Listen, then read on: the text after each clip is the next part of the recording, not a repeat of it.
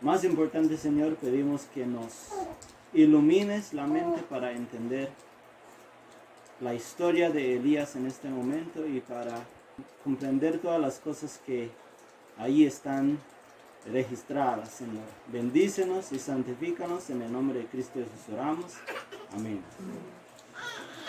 Ok, bueno, tenemos una linda historia en el libro de Primera de Reyes, capítulo 17.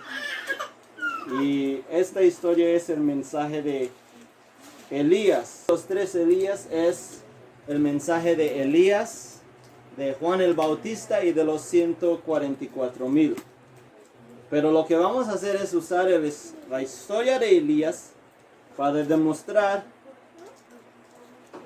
realmente lo que es la lluvia tardía. Así que vamos en el libro de Primera de Reyes, capítulo 17. Y vamos a leer los versículos ahí del versículo 1 y podemos leer hasta el 10. Nos dice así: Entonces Elías Tisbita, que era de los moradores de Galaad, dijo a Acab: Vive Jehová, Dios de Israel, en cuya presencia estoy, que no habrá lluvia ni rocío en estos años, sino por mi palabra. Y vino a él palabra de Jehová diciendo: Apártate de aquí y vuélvete al oriente y escóndete en el arroyo de Kerit, que está frente al Jordán. Beberás del arroyo, y yo he mandado a los cuervos que te den ahí de comer. Y él fue y hizo conforme a la palabra de Jehová, pues se fue y vivió junto al arroyo de Kerit, que está frente al Jordán, y los cuervos le traían pan y carne por la mañana, y pan y carne por la tarde, y bebía del arroyo. Pasados algunos días se secó el arroyo, porque no había llovido sobre la tierra. Vino luego a él palabra de Jehová diciendo: Levántate, vete a Sarepta de Sidón, y mora ahí. He aquí yo he dado orden ahí a una mujer viuda que te sustente.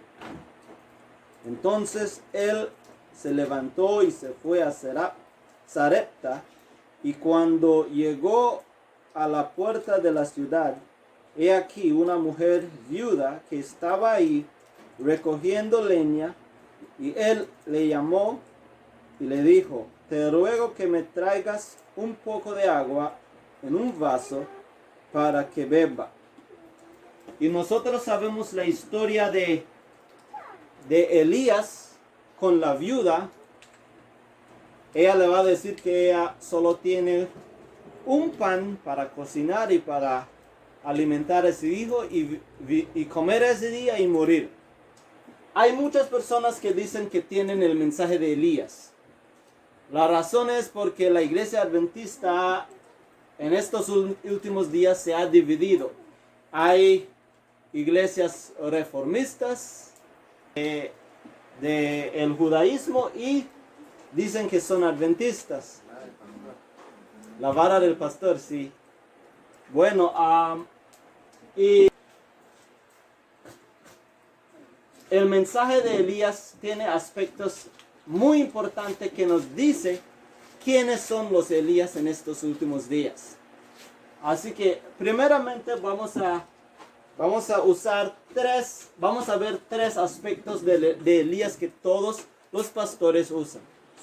El primer aspecto de Elías es el estilo de vida de Elías.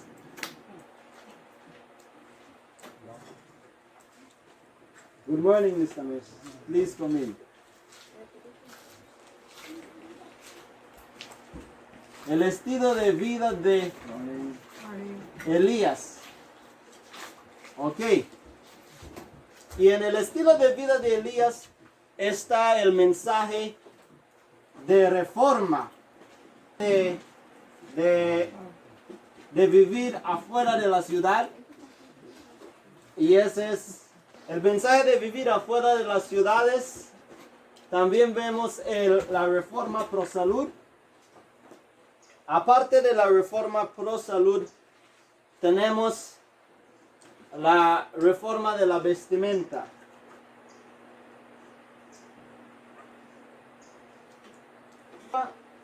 Pero en estos días, nuestra vestimenta de reforma ha cambiado. Nosotros decimos que la mujer puede usar el pantalón sin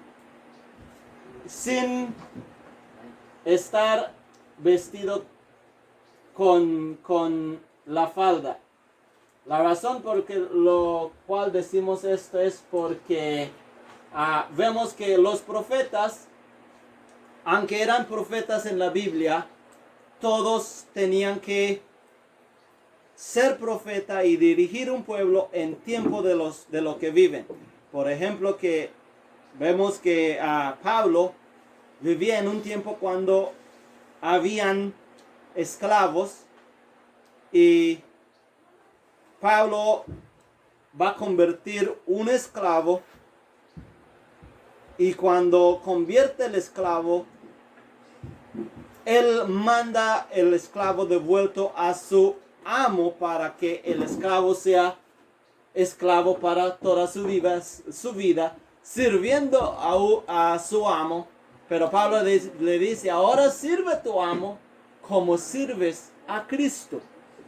Así que vemos que el hombre no era libre, aunque Pablo le dijo, ahora estás libre en Cristo, pero siempre le dice, sirve a tu amo como sirves a Cristo.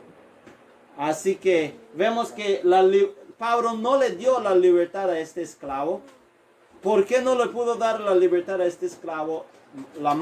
La razón era que estaban en la edad de Roma y Roma tenía la esclavitud por ley. Y si un hombre es esclavo, solo Roma lo puede dejar libre. Pablo no lo podía dejar libre. Así que él siempre se dirigía por el tiempo que él vivía. Y vemos que la hermana White, cuando dijo que la mujer debe vestir con el pantalón para su salud, pero debe de ponerlo abajo de la falda, estaba siendo dirigida por su tiempo en que ella vivía. Ahora decimos que las mujeres y los hombres pueden usar pantalón iguales. Eso es de la reforma de la vestimenta. Tenemos la reforma pro salud y el vivir afuera de la ciudad. Los dos vivían afuera de la ciudad. Ni uno vivía en la ciudad. Así que es este aspecto de la vida de Elías, de la reforma, debemos de guardar hoy. Vivir afuera de las ciudades. La otra parte es la reforma pro salud. Sabemos que en el cielo no vamos a comer carne. Así que antes la Biblia dice que Elías fue al cielo, que lo llevó Dios al cielo en un carruaje de fuego. Pero antes de llevar a Elías al cielo, la Biblia nos dice que primeramente, que leemos en el libro de Reyes, capítulo 17, el cuervo le trajo pan y ¿qué? Pan y carne. Eso es lo que el cuervo le estaba trayendo. Por el arroyo era pan y carne. Ya cuando el arroyo se secó y ella fue la viuda, ¿qué la viuda le dio? La Biblia nos dice que la carne fue quitada y solo empezó a comer pan.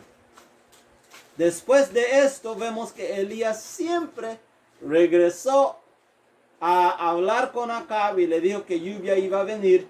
Y cuando ya había convertido a Israel, por miedo que Jezabel lo mata, él empezó a correr, y cuando estaba corriendo al monte de Horeb, que es el monte de Sinaí, vemos que ahí no tenía comida y tuvo que comer la comida de los ángeles. ¿Y qué es lo que los ángeles le dieron a comer a él? Ahora empezó a comer pan del cielo, dice la Biblia, pan de los ángeles. Pero ¿qué es los pan de los ángeles? Es maná. No solo Israel comió el maná, en el desierto, sino Elías también. Los ángeles trajeron el maná a Elías cuando él estaba corriendo de Jezabel. Y eso está en el libro de Primera de Reyes, capítulo 18. Pero aquí estos son los tres aspectos de la reforma de Elías. También en la historia de Elías tenemos que Elías hizo un movimiento. Y eso es la razón por la cual estamos haciendo este estudio esta mañana. Muchas personas le temen al movimiento. Y a un movimiento pues.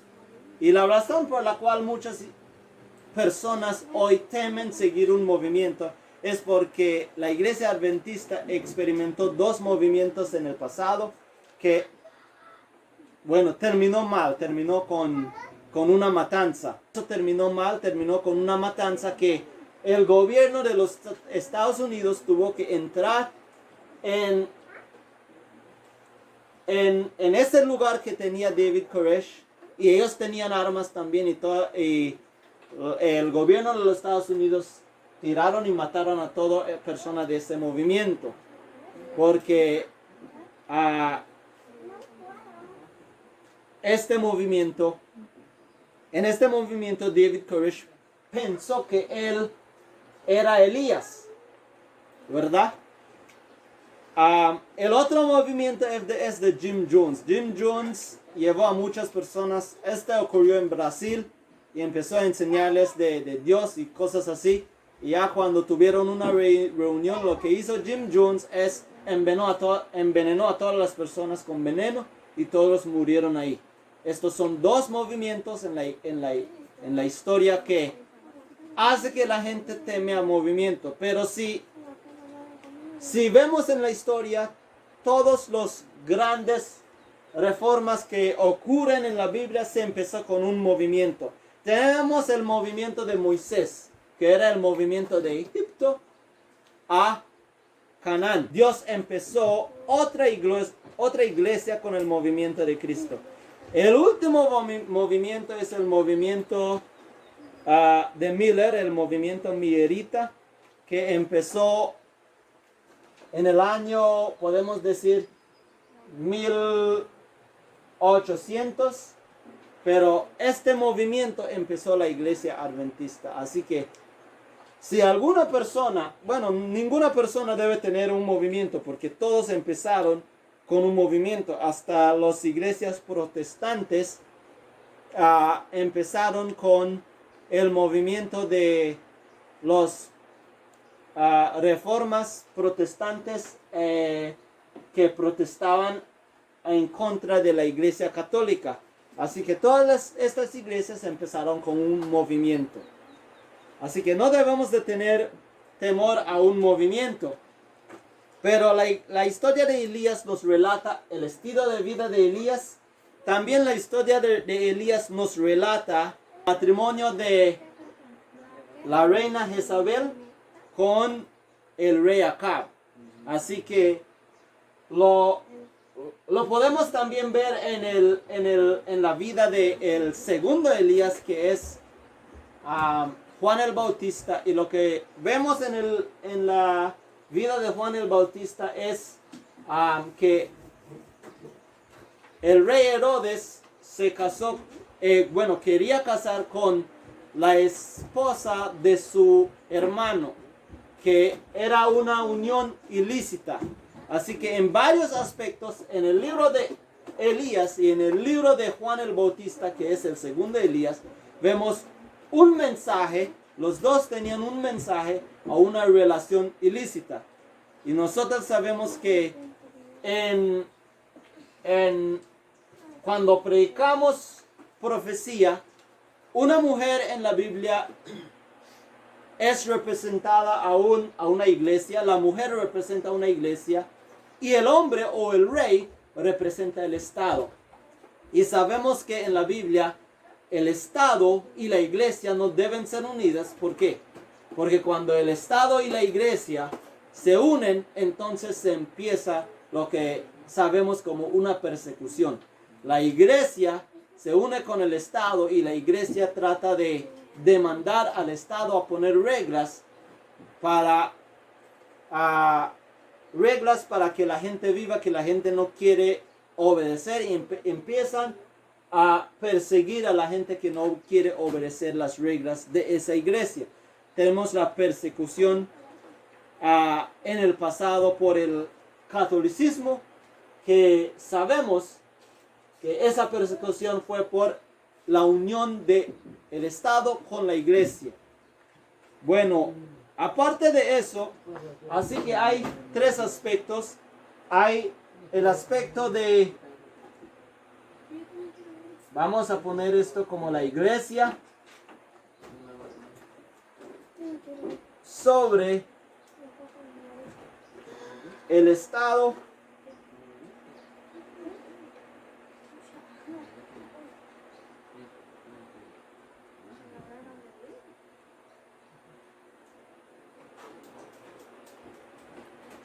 Ok, esta es la iglesia sobre el Estado. Esta es una ciudad. Ok, esta es la iglesia. Sabemos que el rey representa el Estado. Este es el rey. Este es lo que el rey representa. Y la mujer representa la iglesia. Eso está en el libro de podemos leerlo, el libro de Jeremías 6. Destruiré a la bella y delicada hija de Sión. Ok, la Biblia dice destruiré a la bella y delicada hija de Sión. Así que cuando la Biblia se refiere a Sión como la hija de Sión, se refiere a Sión, que es su iglesia, como una mujer. Así que cuando vemos a una mujer en la Biblia, se representa una iglesia. El rey representa el Estado. Muchas personas o muchos pastores han tocado el mensaje de Elías y han predicado sobre estos aspectos del estilo de vida de Elías. También han predicado sobre este aspecto, el mensaje de el Estado y la iglesia. Pero lo que muchos han predicado, pero no lo han predicado correctamente, es el mensaje de la lluvia tardía de Elías. Bueno, vamos a poner la lluvia así. Reyes 17.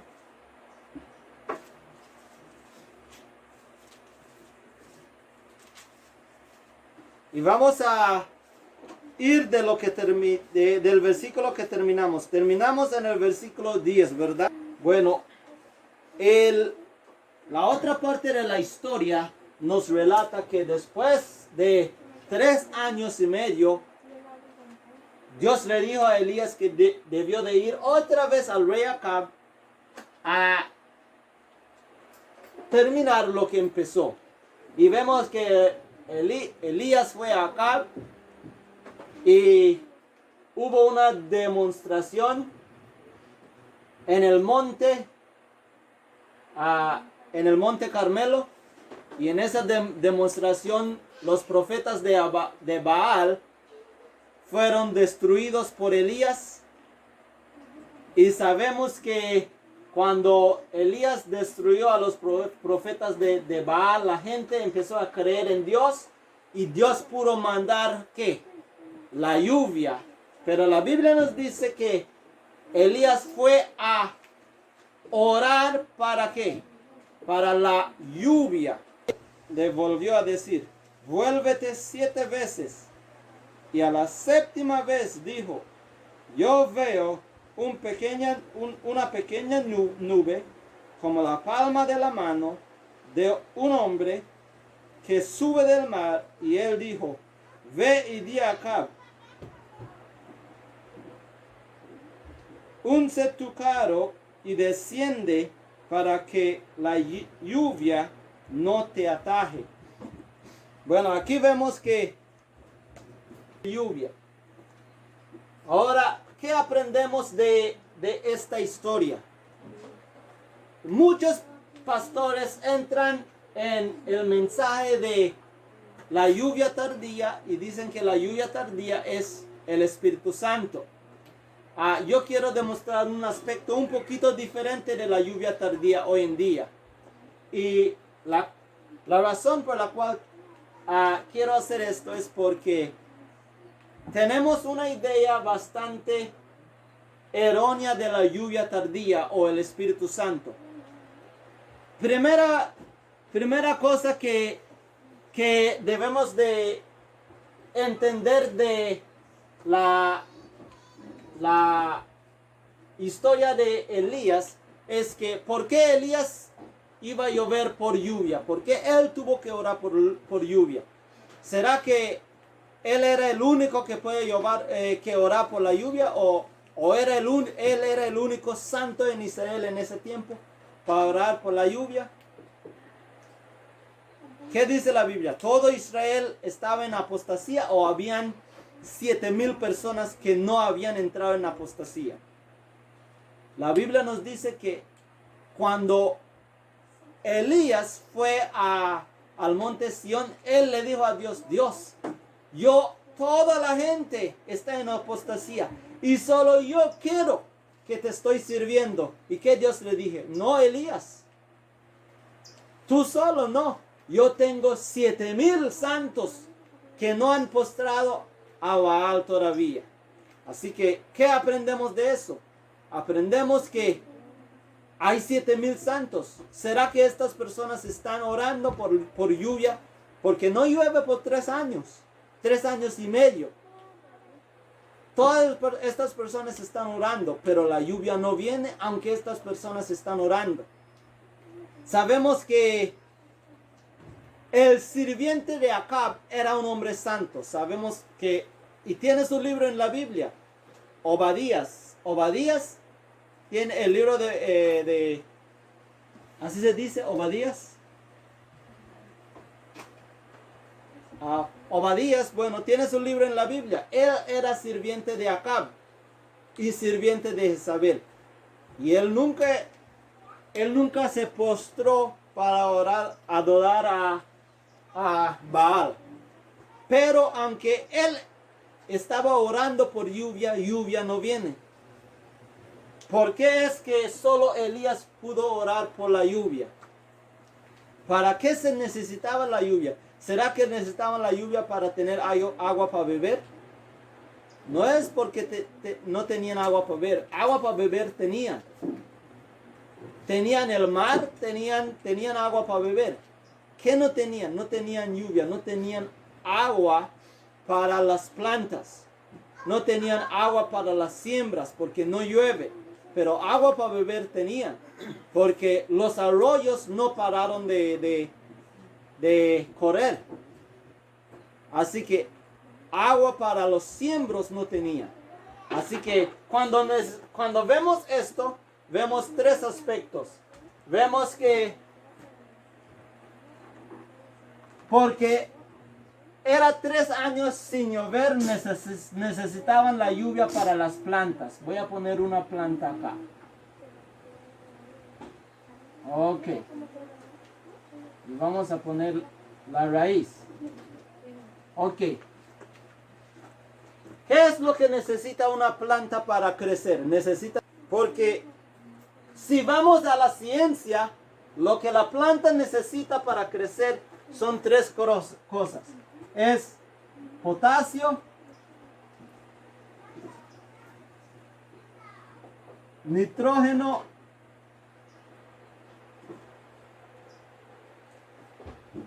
y fósforo. Estos son los 3 elementos que necesitan una planta para crecer. Y la lluvia no tiene ninguno de estos. ¿Qué es lo que la lluvia tiene? Vamos a poner la lluvia acá. La lluvia es compuesta por hidrógeno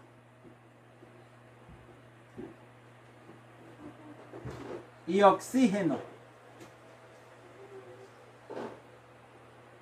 hay dos oxígeno y un hidrógeno en una molécula de lluvia. Así que la lluvia no tiene ninguno de estos componentes. Así que si la planta necesita esto para crecer y la lluvia no tiene estos, ¿qué es lo que la planta necesita para crecer? Sabemos que lo que tiene esto es la tierra.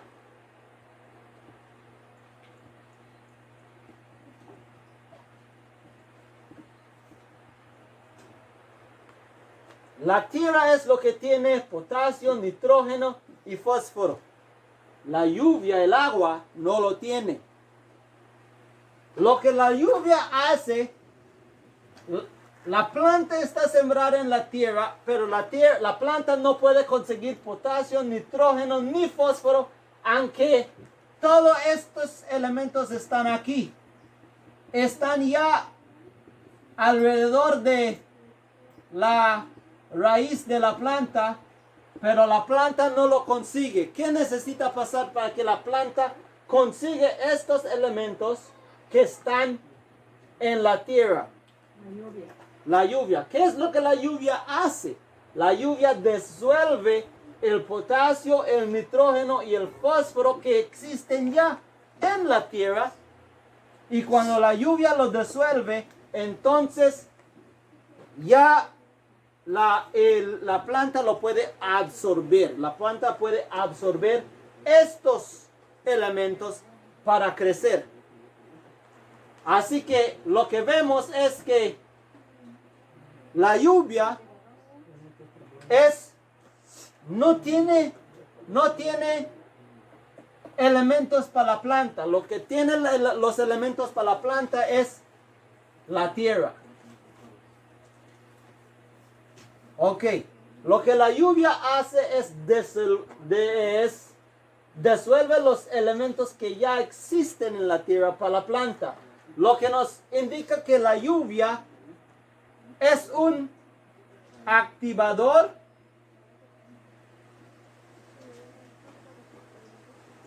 o un facilitador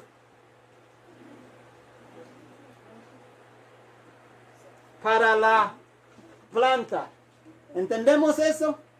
La lluvia es un activador o un facilitador para la planta. Lo que hace, facilita que la planta puede obtener su potasio, su nitrógeno y su fósforo que ya están en la tierra.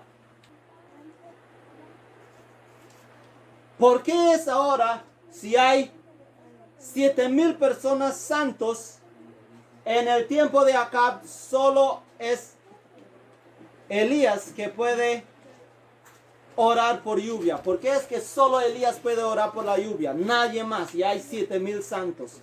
Y todos están orando, pero la lluvia no viene. Solo Elías puede orar por la lluvia. ¿Qué es lo que Elías conoce? Porque cuando Elías fue a orar por la lluvia, tampoco la lluvia vino. Pero él siguió orando. ¿Y qué pasó? Después de orar 7 veces vino la lluvia. Lo que ayudó a Elías cuando él fue a orar por la lluvia es que él sabía algo que los otros 7,000 santos no sabían. Él sabía por qué es que la lluvia no está viniendo. Los otros santos que estaban en Israel no sabían por la razón por la cual la lluvia no está viniendo. No era porque todo Israel era pecaminoso, no. Era porque Elías fue en el palacio de Acab y él con sus palabras cerró la lluvia del cielo. Y lo vamos a leer del libro de Testimonio para la Iglesia, tomo 3, página 273. Acá nos dice,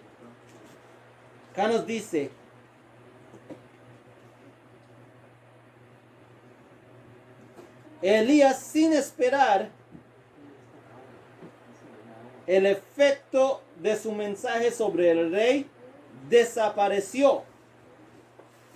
Su palabra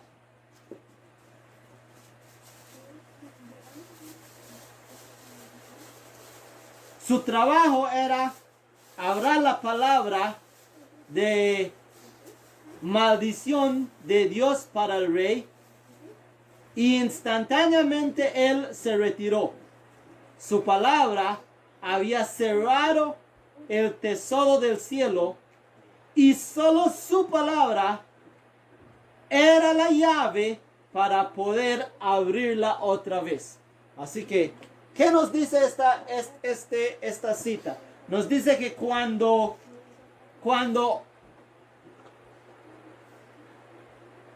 Elías entró en el palacio del rey, miró al rey y le dijo: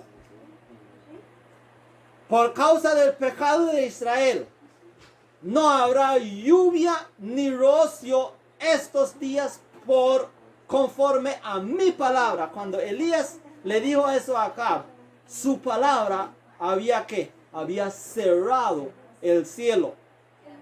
Lo que sabemos con esto es que esta escritura nos dice: su palabra había cerrado el tesoro del cielo, y su palabra era la única llave. Así que en la palabra de Elías es la única llave. ¿Cómo funciona esto? Bueno, lo que no tenemos en este libro de la hermana Elena G. de White, sabemos que la palabra de Elías es la llave, pero no sabemos cómo es la llave. Vamos al libro de El Camino a Cristo, y vamos a ver cómo la palabra de Elías es una llave. En el libro de El Camino a Cristo, página 65, acá, y nos dice acá: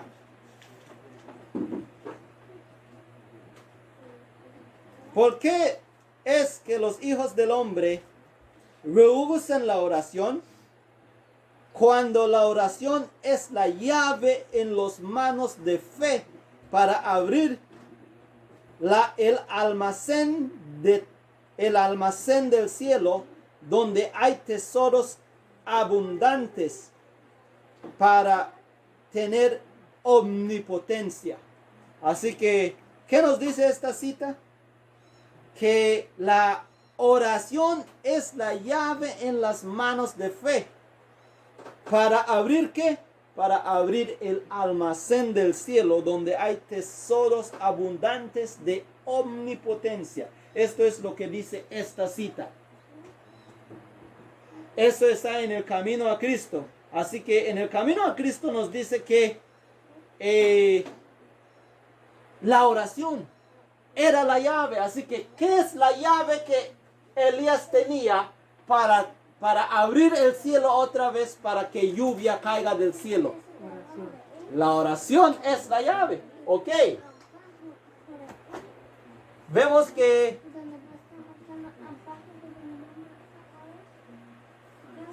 esto es una llave, y la llave es la oración para abrir el cielo, y el cielo está cerrado con un candado. Pero ¿qué lo puede abrir? La oración. Así que cuando no llueve, ¿qué tenemos que hacer? Orar. Ok. Bueno, así que esto es lo que debemos de aprender, pero va más allá, porque vamos ahora y vamos al segundo Elías. Este es el primer Elías. Vamos al segundo Elías, que es Juan el Bautista. Juan el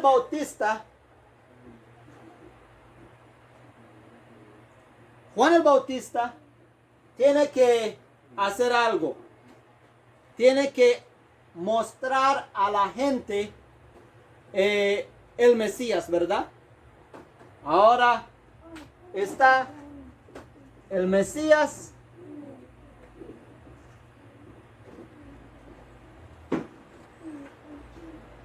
y está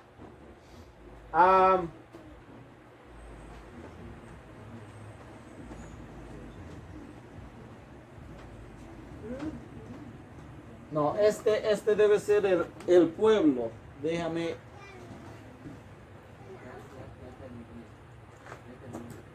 El pueblo.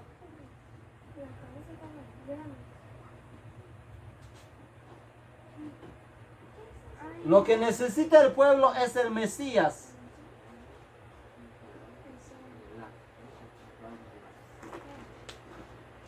Ellos, el pueblo, debe conocer quién es el Mesías.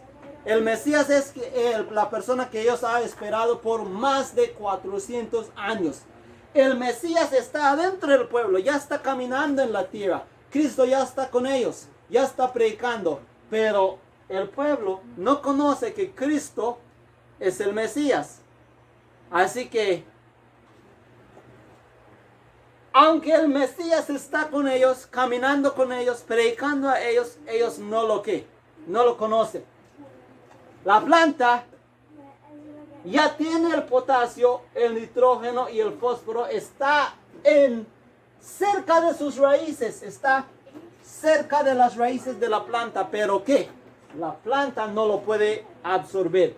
Así el pueblo de Israel tenían el Mesías, pero ¿qué? No lo reconocen. ¿Qué necesitan?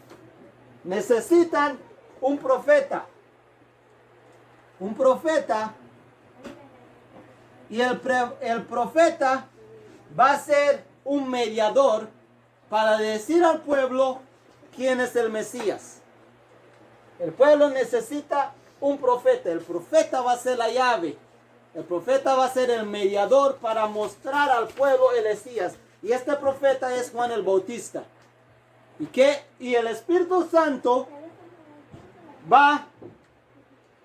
lo que el Espíritu Santo va a hacer, el Espíritu Santo, Juan el Bautista va a ir a bautizar a Cristo. Y cuando bautiza a Cristo, ¿qué va a pasar? El Espíritu Santo desciende. ¿Sobre quién? Sobre Cristo. ¿Y cómo desciende el Espíritu Santo? ¿En qué forma? En forma de paloma. El Espíritu Santo desciende en forma de paloma. ¿Y será que todos lo ven o solo una persona lo ve? Nos dice que la gente no lo ve. Juan el Bautista bautiza a Cristo y la gente no ve el Espíritu Santo descender sobre Cristo. Lo que lo ve es Juan el Bautista. Y como Juan el Bautista lo ve, él sabe que esta persona es el Mesías antes de ver el Espíritu Santo. ¿Por qué él sabe? Porque cuando Cristo le va a él le dice a Cristo: tú vienes a ser bautizado por mí y yo debo ser bautizado por ti. Y Cristo le dice, así debemos de cumplir la profecía. Así que él sabe que Cristo es el Mesías, pero él no lo dice al pueblo. Y el pueblo es lo que lo debe de conocer. Lo que va a pasar para que Juan le diga al pueblo: este es el Mesías, el Espíritu Santo desciende. Y cuando Juan ve el Espíritu Santo, el resplandor del Espíritu Santo, el Espíritu de profecía nos dice, el Espíritu Santo toma control de la boca de Juan. El Espíritu Santo, sabemos que la lluvia es un símbolo por el Espíritu Santo en la Biblia.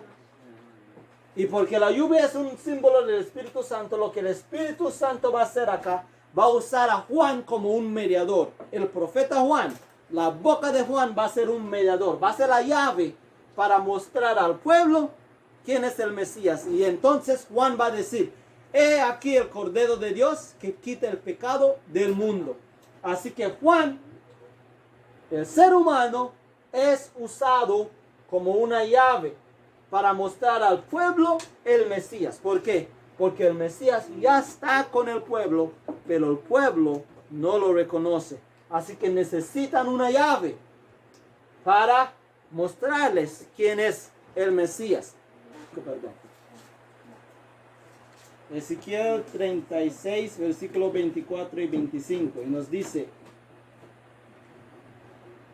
y yo os tomaré de las naciones y os recogeré de todas las tierras y os traeré a vuestro país.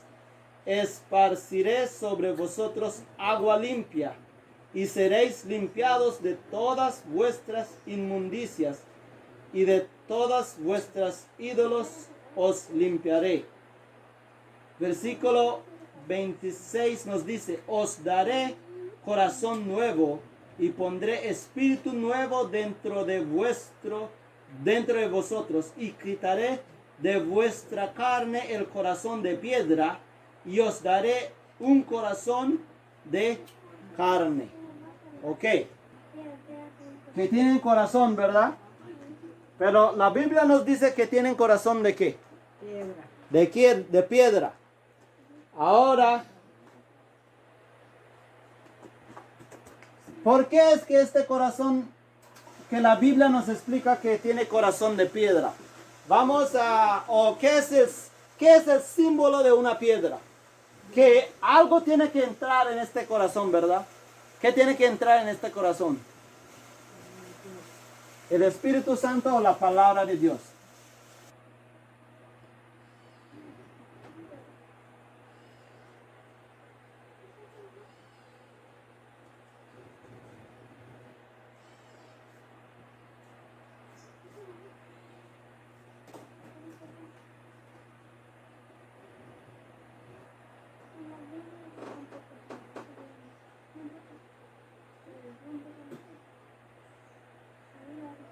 Ok. Esta es la palabra de Dios que tiene que entrar al corazón. Pero el corazón es de piedra, ¿verdad? Ahora necesitamos que el Espíritu Santo, lo que necesita entrar es el Espíritu Santo, pero es por la Biblia.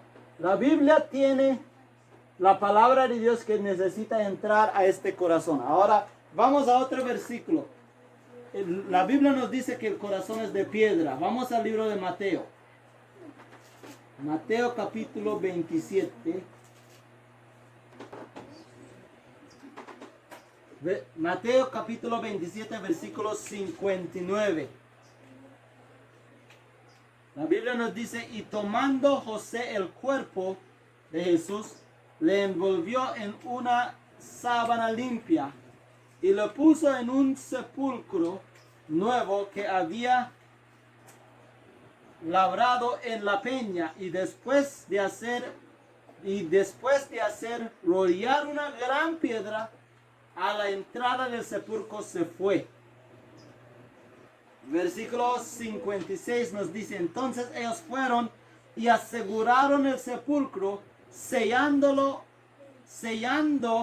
la piedra y poniendo la guardia. Ok. En la historia de Cristo, el sepulcro de Cristo es sellado ¿con qué? Es sellado. La puerta de esta peña que es el sepulcro de Cristo es sellado con una ¿qué? Con una piedra, ¿verdad? Ok. La piedra, ¿qué hizo con la cueva? La piedra se puso como la puerta, selló la entrada de la cueva para que nadie pudiera entrar y salir de la cueva. ¿Por qué? Porque eso es lo que pusieron el cuerpo de Cristo en esta peña. Así que la piedra funcionó ahí como algo para sellar, algo para cerrar. Es como una puerta para cerrar la cueva. Ok. O la piedra era un candado para cerrar algo. Cuando tenemos una puerta, no solo dejamos la puerta y lo cerramos, también lo ponemos candado y lo sellamos, ¿verdad? Así que este corazón es de piedra, significa que el corazón está sellado, la palabra de Dios, porque está cerrado con candado. Pero la Biblia dice que es de piedra, pero la piedra se usa en esta historia para cerrar la puerta de una cueva. Así que está cerrado el corazón de estas personas, y lo que necesita este corazón, necesita que la palabra entre ahí, pero la palabra no puede entrar sin que el corazón que es de piedra sea un corazón de carne. O sea, que el corazón necesita abrirse. Y lo que necesitas para abrir el corazón es vamos a poner acá, una llave. ¿Qué es la llave para abrir ese corazón? El versículo en Ezequiel nos dice que es el Espíritu. El Espíritu Santo abre el corazón de las personas para que ¿qué? La palabra de Dios puede entrar. La palabra de Dios está en las manos de las personas. Todos tienen la Biblia. Aquí todos tenemos Biblia. La palabra de Dios está con nosotros. Pero sin una llave que es el Espíritu Santo, y sabemos que la llave puede simbolizar la oración acá. ¿Qué más puede simbolizar? Acá la llave trabaja sobre el corazón de la persona. Pero acá, la lluvia, que es la llave, no trabaja sobre la planta. Trabaja sobre la tierra. Y acá cuando trabaja sobre la tierra, lo que hace es disolver los nutrientes para la planta. Así que la llave trabaja en diferentes aspectos. Puede trabajar sobre la persona, o puede trabajar sobre la Biblia, o puede trabajar sobre la tierra acá. Vamos a ver otro aspecto. Vamos al libro de Mateo. Desde el versículo 1. Aquellos días salió Jesús de la casa y se sentó junto al mar, y se le juntó mucha gente, y entrando él en la barca se sentó, y toda la gente estaba en la playa, y él les habló muchas cosas por palabras, diciendo: he aquí el sembrador salió a sembrar, y mientras sembraba, parte de la semilla cayó junto al camino, y vinieron los aves y lo comieron. Parte cayó en pedregales donde no había mucha tierra, y brotó pronto porque no tenía profundidad de tierra. Pero salido al sol se quemó, y parte cayó entre espinas, y las espinas crecieron y la ahogaron. Pero parte cayó en buena tierra. Así que, ¿qué significa la tierra acá? La tierra con pedregal, la tierra con cizaña, la tierra con espinos, la tierra en pedregal, y las semillas que cayeron junto al camino. La Biblia nos dice, vamos al versículo 18: oíd pues vosotros la palabra del sembrador. Cuando alguno oye la palabra del reino y le entiende, viene el malo y lo arrebata. Este es el que fue sembrado junto al camino, y el que fue sembrado en pedregales, este es el que oye la palabra y al momento lo recibe con gozo, pero no tiene raíz en sí, sino que es de corta duración, pues al venir la aflicción o la persecución por causa de la palabra, luego tropieza. El que fue sembrado entre espinos, este es el que oye la palabra, pero al fin de este siglo, y lo engañan las riquezas, ahogan la palabra y se hace infructuosa. Mas el que fue sembrado en buena tierra, este es el que oye y entiende la palabra y da fruto y produce 160 y 30 por año. Ok, así que en esta historia, ¿qué simboliza la tierra? La tierra con espinos, la tierra con piedra, la tierra que es cerca del camino. ¿Qué significa la tierra? La tierra significa la persona. Acá en esta historia, la tierra significa la persona. Este es persona. Ok, la tierra necesita algo. La tierra necesita la semilla.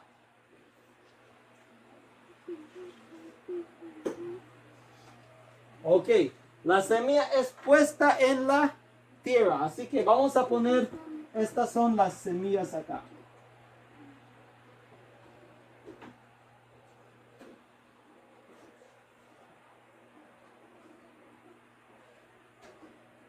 Estas son las semillas.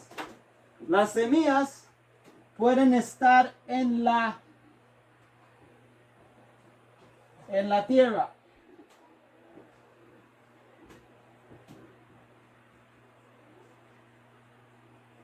¿Qué tiene que pasar para que estas semillas broten? Lluvia, se necesita lluvia acá. ¿Qué hace la semilla? Acá en este aspecto, ¿a dónde trabaja la lluvia? La lluvia trabaja sobre la tierra o sobre la semilla. Acá en este aspecto. Recordemos que acá la lluvia trabajó sobre la tierra, no sobre la planta. Pero acá, ¿a dónde? Acá, el Espíritu Santo no trabajó sobre la palabra. Realmente lo que trabajó el Espíritu Santo es sobre la persona. Pero acá, cuando es la lluvia, la semilla y la persona que representa la tierra, necesita la semilla, que es la palabra de Dios. Pero ahora la lluvia no va a trabajar sobre la persona. La lluvia trabaja sobre la semilla. Necesita hacer ¿qué? Necesita primeramente hacer que la semilla brote. Y luego cuando la semilla crece y es una planta, entonces la lluvia trabaja sobre la semilla. No, porque ya brotó la semilla. Va a trabajar sobre la tierra. Así que la lluvia no es la palabra, no es la semilla, no es la persona, no es la tierra. La lluvia es el mediador que facilita el proceso de crecimiento de la planta. La lluvia es el mediador como el profeta. La lluvia es la llave que necesitamos para abrir el corazón. Ok, ahora vamos a entender la lluvia en otros aspectos. Vamos a esta cita de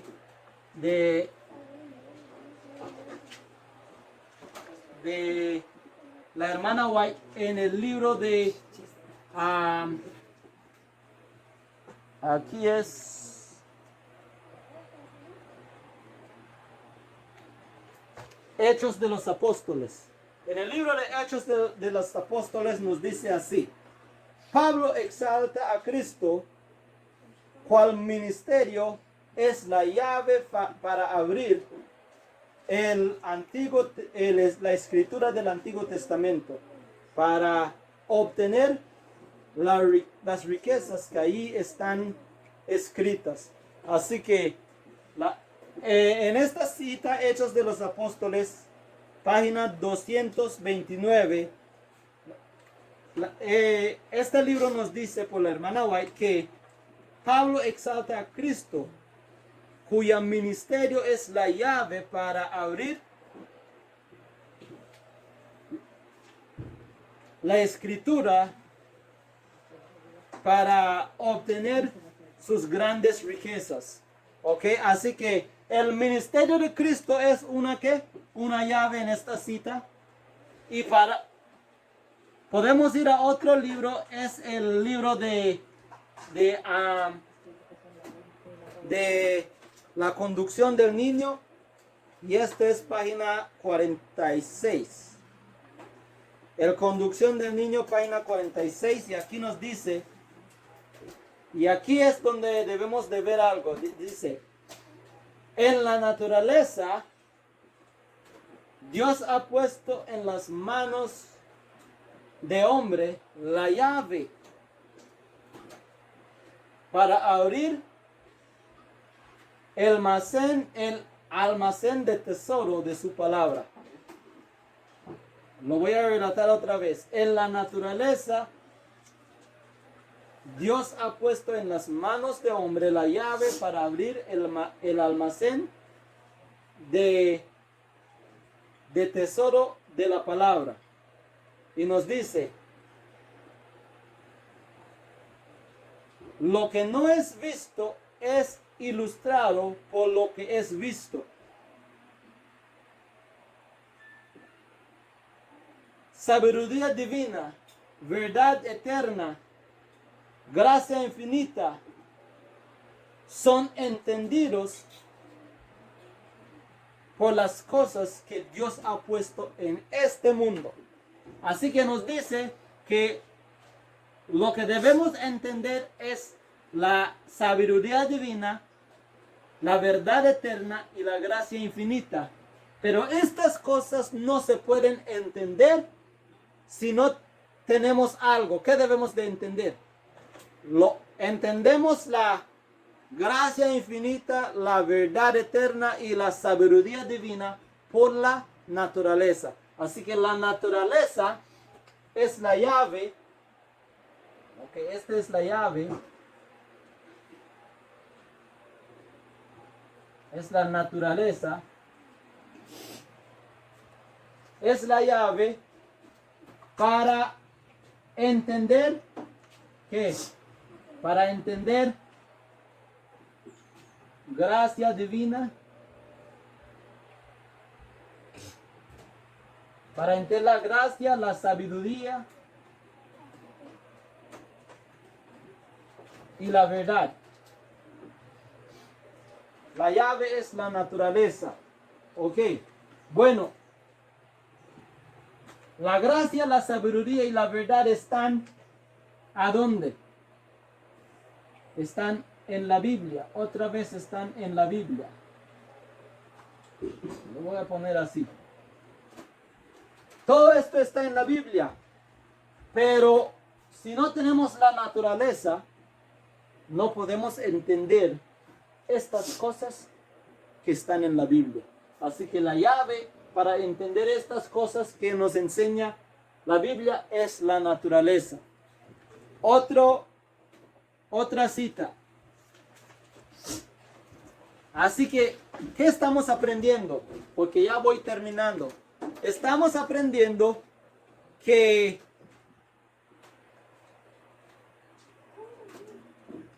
Elías tenía una llave para abrir el tesoro del cielo.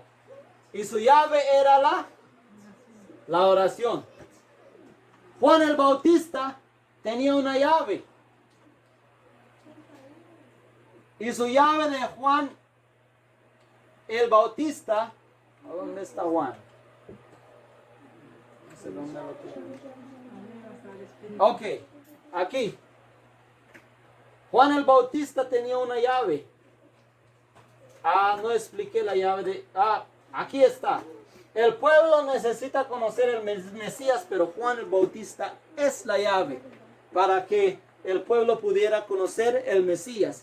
Y la llave es que Juan el Bautista vio el Espíritu Santo descender. Así que, pero vemos que Pablo tenía la llave para abrir, para entender el Antiguo Testamento. En esta cita, ¿cuál era la llave de Pablo? El ministerio de Cristo es lo que nos da a entender el Antiguo Testamento. Y la llave de la cita que acabamos de leer en Conducción del Niño es la naturaleza, es la llave para entender gracia, sabiduría y verdad. Ahora vamos en esta cita que está y vamos cerrando, que está en el libro de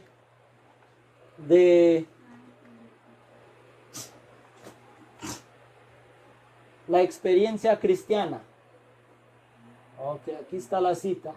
Nos dice, la Biblia es su propio expositor.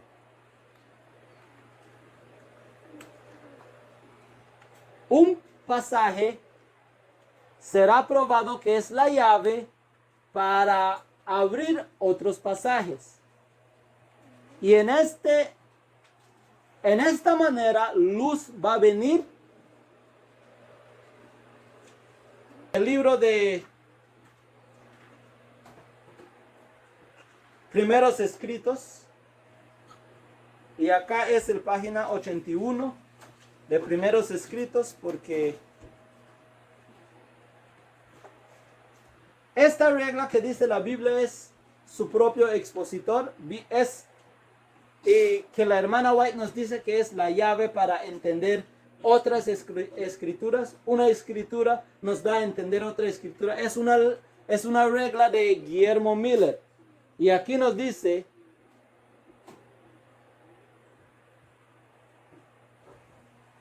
y este es un sueño de Guillermo Miller que tuvo, que relata la hermana White. Nos dice: soñé que Dios, por una mano que no se ve,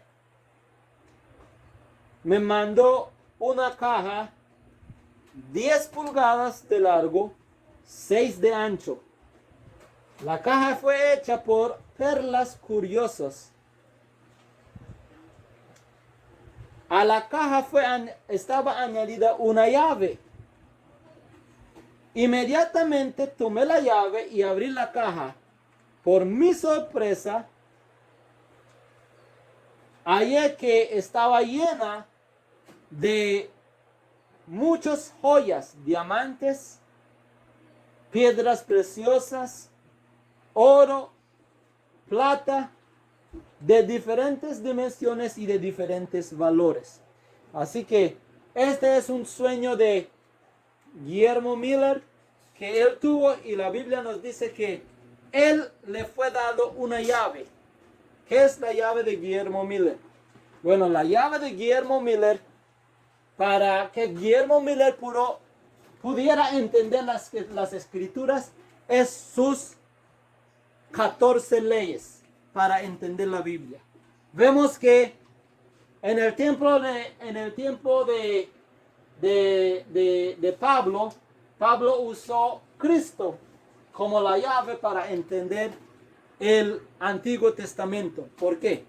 Porque los israelitas querían entender el Antiguo Testamento, pero ellos no aceptaron a Cristo como el Mesías. Y todo el Antiguo Testamento, las ceremonias, todos los versículos, todo apuntaban a Cristo. Así que si uno no acepta a Cristo, entonces uno no tenía el entendimiento del Antiguo Testamento. Así que la llave para entender el Antiguo Testamento era el ministerio de Cristo. Ahora, esta llave que tiene Guillermo Miller, esta llave es para entender, para abrir su caja donde hay tesoros. Está diamantes, está piedras preciosas, oro, plata y todos estos tesoros. Estos tesoros son verdades. Y las verdades de la Biblia, Guillermo Miller los entendió por medio de sus reglas. Guillermo Miller desarrolló 14 reglas para entender la Biblia. Aquellos que, lo puedo leer de aquí, aquellos que proclaman el mensaje del tercer ángel escudriñan la Biblia usando los mismos principios de Guillermo Miller. Él da las siguientes reglas para la interpretación y estudio de la Biblia. 1. Cada palabra debe tener su propia carga sobre el tema. 2. Toda la escritura es necesaria. 3. Nada será escondido de aquellos que piden con fe. 4. Para entender doctrina, se colecta todas las escrituras en el tema, y si se puede formar una teoría sin contradicciones, no puede estar en error. 5. La escritura debe ser su propio expositor, o la escritura debe ser su propio diccionario. Lo que si uno no entiende una escritura, busca otro pasaje que lo explica. Así que estos son 5 de las reglas de Guillermo Miller. Él tiene 14 reglas. ¿Ok? Él tiene 14 reglas. Y esto es importante, porque lo que vemos es que todos tenemos la Biblia, pero Guillermo Miller, para entenderla, él tuvo que hacer reglas para entender la Biblia, para no tener error. ¿Será que la hermana White tenía reglas para entender la Biblia? Vamos en este libro acá, que es Mensajes Selectos, tomo 1, página 412. Página 412. Mensajes Selectos, tomo 1, página 412. Y nos dice así.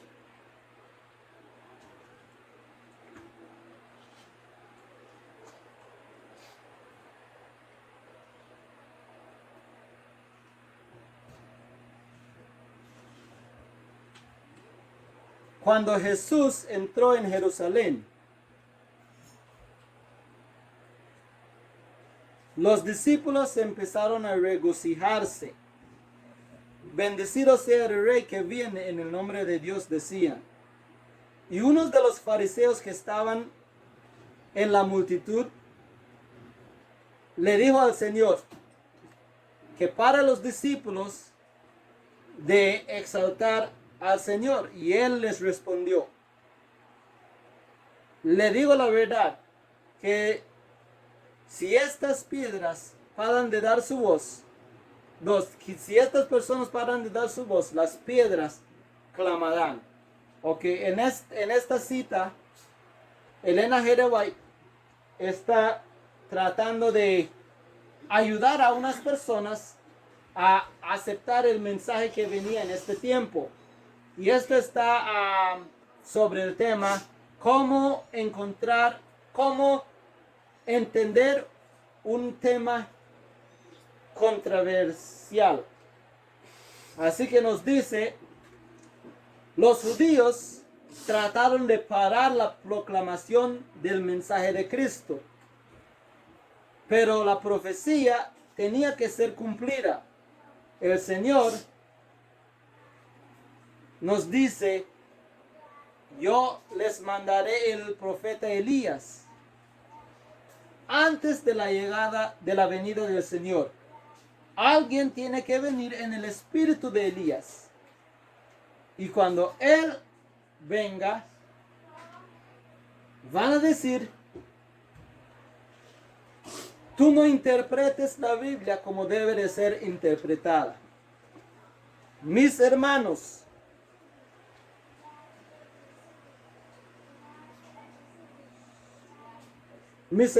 dijeron una vez que no van a escuchar nada de lo que yo diga, ni una de mis doctrinas.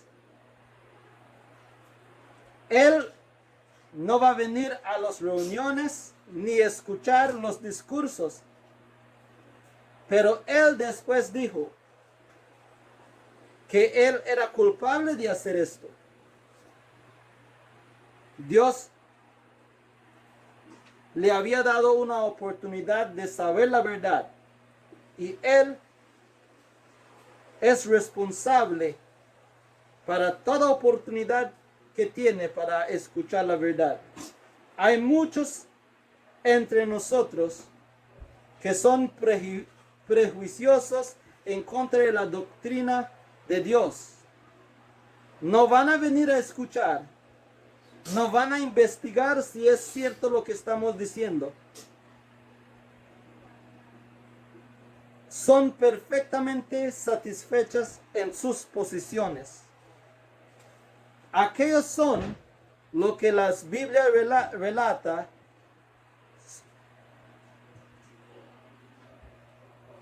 Soy rico y grandemente engrandecido y no tengo necesidad de nada.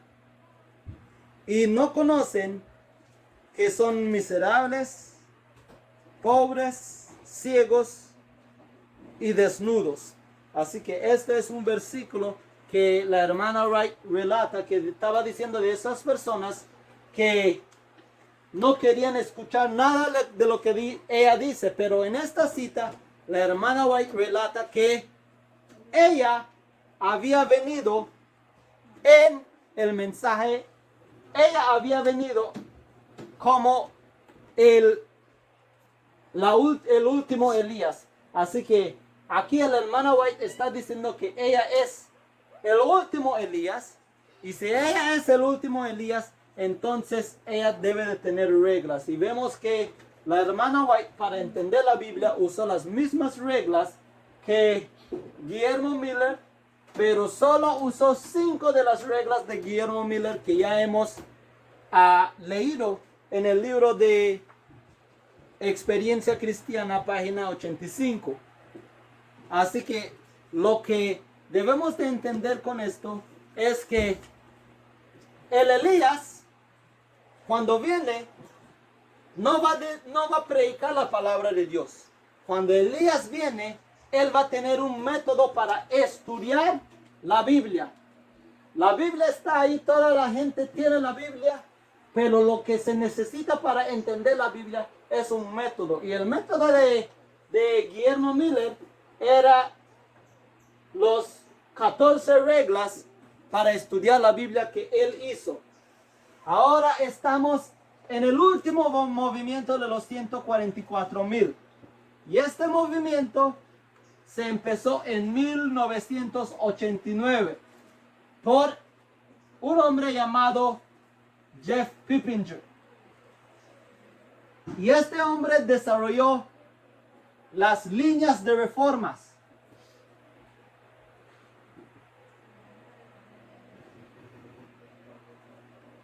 Este era un método para estudiar la Biblia. Este método se llama los 7 trenos de Apocalipsis 10. Y las líneas de reforma tienen 7 fases para estudiar la Biblia. La fase número 1 es el tiempo del fin. La fase número 2 es formalizar un mensaje. La fase número 3 es sobre Islam, o podemos decir el primer ángel, el mensaje del primer ángel empoderada. La fase número 4, perdón, es los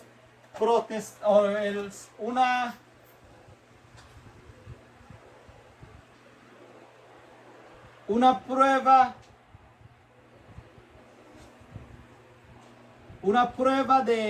prueba que se puede ver, una prueba para las personas en este tiempo, una prueba o un examen, podemos decir un examen visual. La parte número 5 es el mensaje del segundo ángel. Número 6 es el clamor de medianoche y el cierre de la puerta de la gracia. Así que estos son los 7 pasos que se llaman los 7 truenos. Cuando usted está estudiando la Biblia, usted va a encontrar el tiempo del fin. Cuando el mensaje se formaliza, cuando se empieza a ser predicada, o cuando la primera vez el mensaje es predicada. Aquí es la segunda etapa de esta línea de reforma. Cuando el mensaje es empoderada. En el tiempo de los milleritas, estos tienen fechas.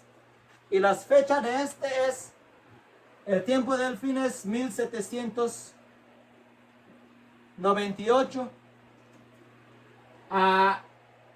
El mensaje es formalizado en 1833. Es empoderada por el mensaje de Islam en 1840. Llegó un examen visual por los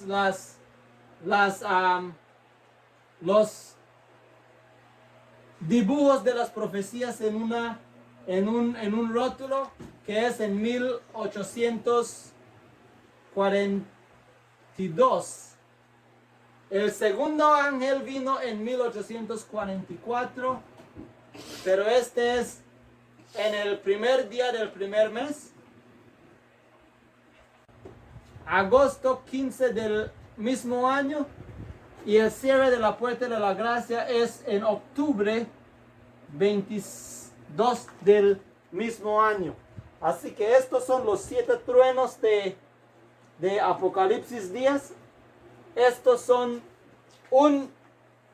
unas líneas de reforma que se usan ahora para estudiar la palabra de Dios.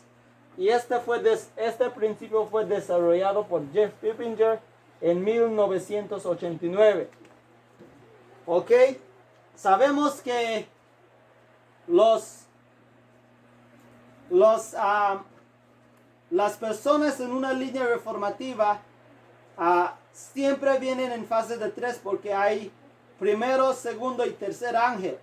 El problema de el mensaje de Jeff Pippinger es que esta línea de reforma solo llega al tercer ángel, y tuvimos que tener el mensaje del tercer ángel. Este llega al mensaje del segundo ángel, y la línea de reforma que se desarrolló con el tercer ángel es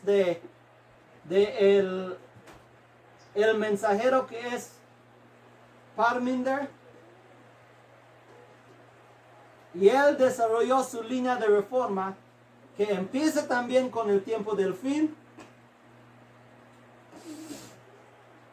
El tiempo del fin. Y este fue desarrollado por el libro de El Gran Conflicto, el tiempo del fin.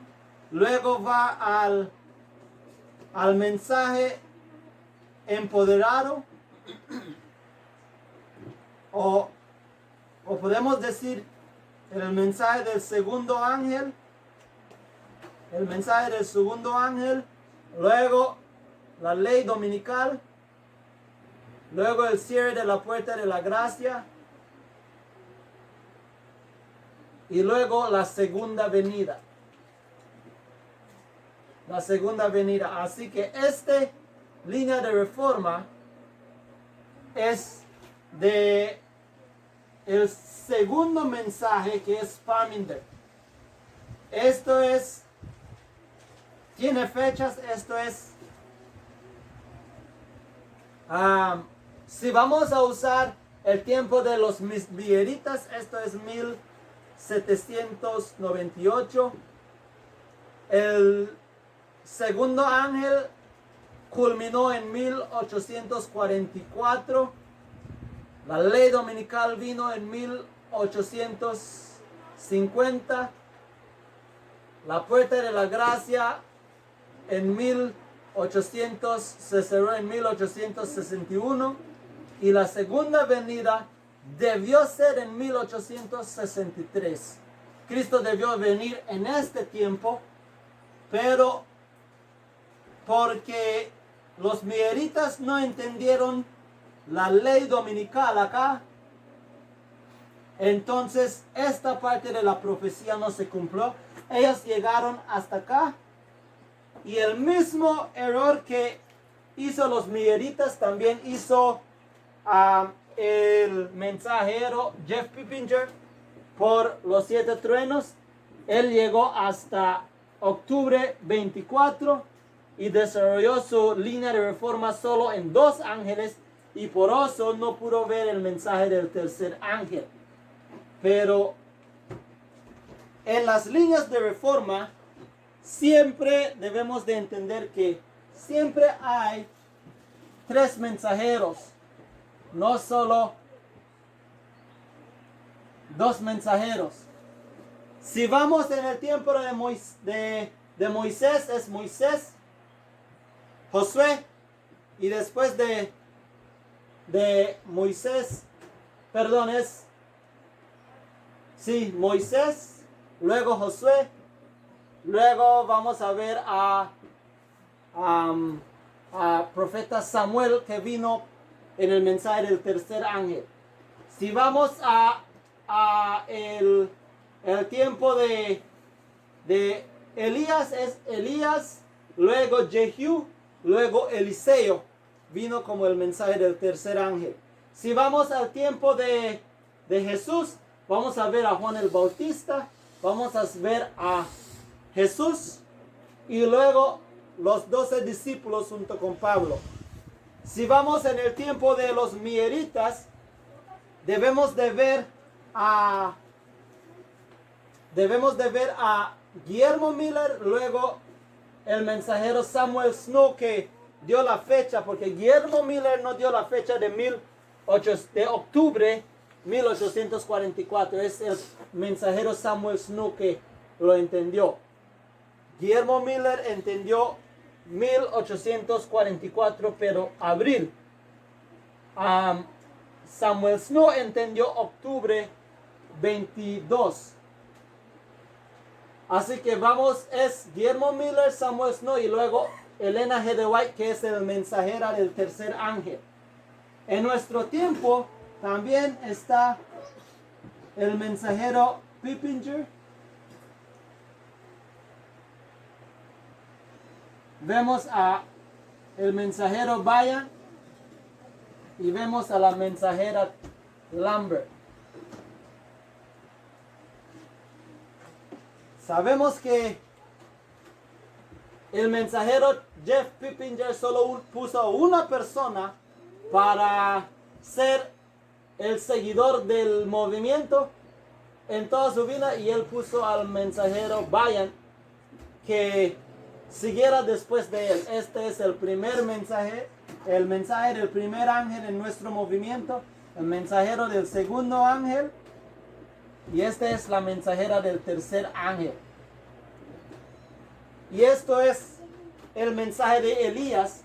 Todas estas personas, Pippinger trajo su método, que es el método de los 7 truenos.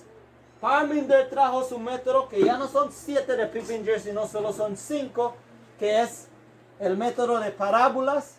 También lo podemos ver en el tiempo de Cristo. Para darte esto, en el tiempo de Cristo, el profeta Juan el Bautista reconoció que las personas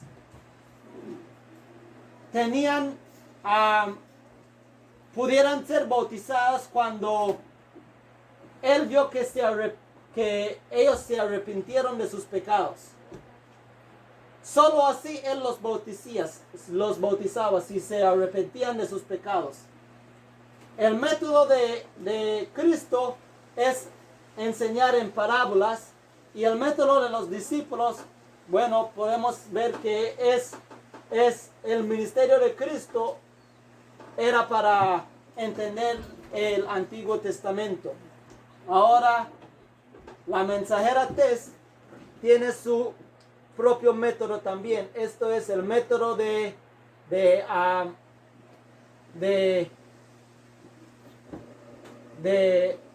tejer la historia.